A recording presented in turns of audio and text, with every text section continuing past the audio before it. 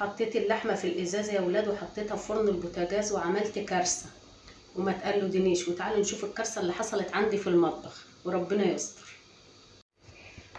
وادي الاكله بتاعتنا حبايبي خلصت.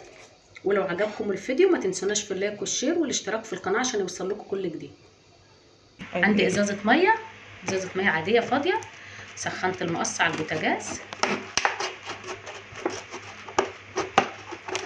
نيجي اقسمها. اللي عايزينه النص اللي تحت.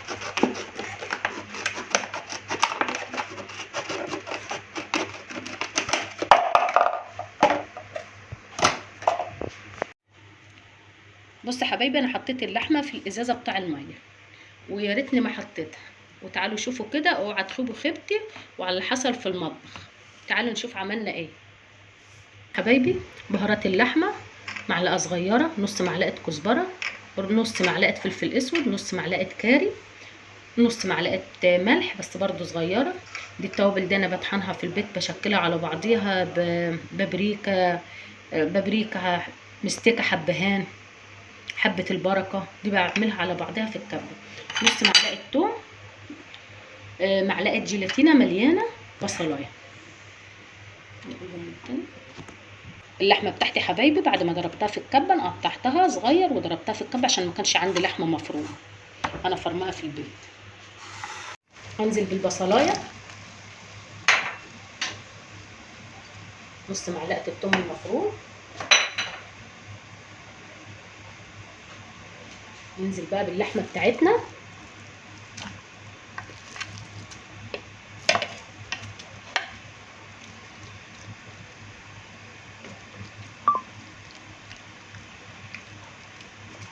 سيبها تاخد كام غلوه.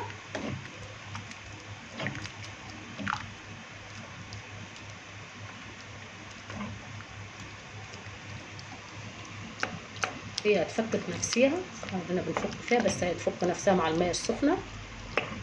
ورقتين غار،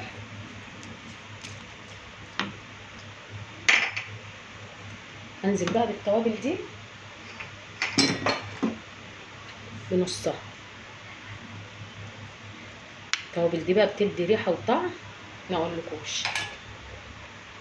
دي انا بعملها لاكلات معينه. خلاص يا حبايبي، مش ورق اللولي ده بقى حاطين 3 وحدات سمنه واحده.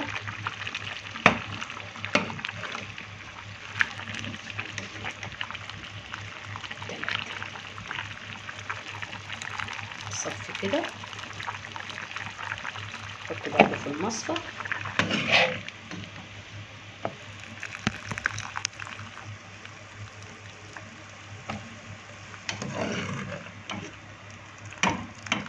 والميه بتاعته مش هنرميها، هنعوزها.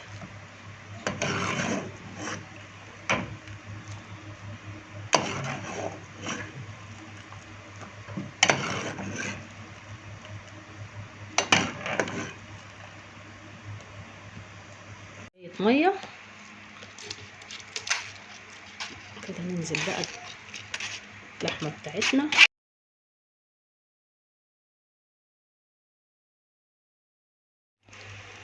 ننزل بقى بالتوابل بتاعتنا.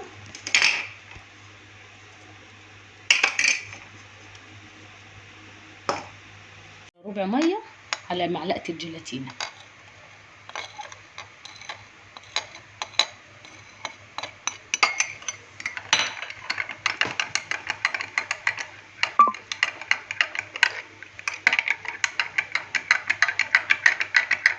الجيلاتينه دي عشان تخلي اللحمه ماسكه ببعضيها. نقلبها كويس. يلا ننزل بقى في الخلاط.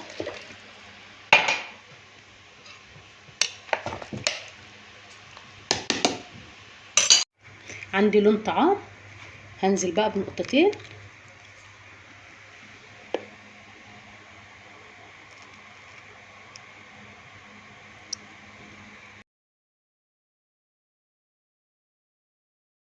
ندوق الحياء بتاعه. عايز حبه ملح. كده خلاص ننزلها في الازازه بقى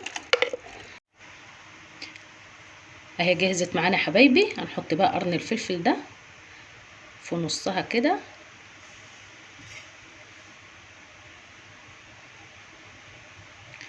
بس هي اتملت لحد اخرها. انا دهنت الازازه زيت عشان تطلع معايا بسهوله. احطها بقى في الفريزر. انا عملتها بالليل، احطها في الفريزر. اقوم الصبح بقى اشوف البسها كيس وندخلها الفريزر. حبايبي ادي انا خرجتها من الفريزر. انا كنت حطاها طبعا من بالليل، قمت الصبح عقبال ما مشيت العيال على المدرسه حطيتها على الرخامه. شوفها بقى هتفك وتطلع معانا. انا قطعتها لما ما خرجتش طبعا، رحت قاطعه الازازه كده كده. الازازه هنرميها، كنت مديها قطعه من فوق كده ورحت سحباها. بس طبعا ادي قدامكم حبايبي. بص حبايبي قطع بكل سهوله. قرن الفلفل اللي حطيناه جميل طبعا، بسم الله ما شاء الله، مديلها منظر.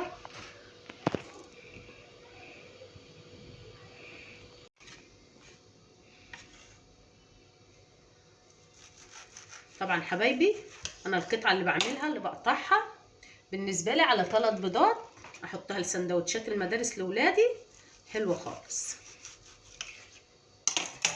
ده نص كيلو لحمه عمل معايا 9 قطع. ادي 8 قطع حبايبي. القطع على 3 بيضات كويس جدا. وادي قطعه انا رايحه اعملها دلوقتي نفطر بيها. يعني نص كيلو لحمه. في انا اولادي ما بيحبوش عامه اللحمه ياكلوها كده، اعمل لهم بها حواوشي، اعمل لهم بها بيتزا، اي حاجه. المهم ان هي اللحمه ادخلها في اي حاجه اي اكل.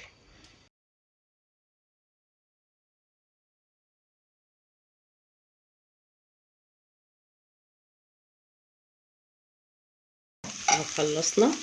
اديله رشه ملح وفلفل اسود عشان انا دقت لقيته دلع شويه محتاج ملح، عشان طبعا حطينا بيض. حبايبي نعبي السندوتشات. كل الناس تقول لك طبعا لحمه غاليه، لا ما احنا كده كده بنستخدمها ما بنرميهاش. والحاجات دي ولادنا بيشتروها من بره، وهو ده توفير برضو. وفي نفس الوقت الحاجه اللي ما بيحبوهاش ولادنا احنا نحببهم هياكلوها، بنعملها لهم بكذا طريقه.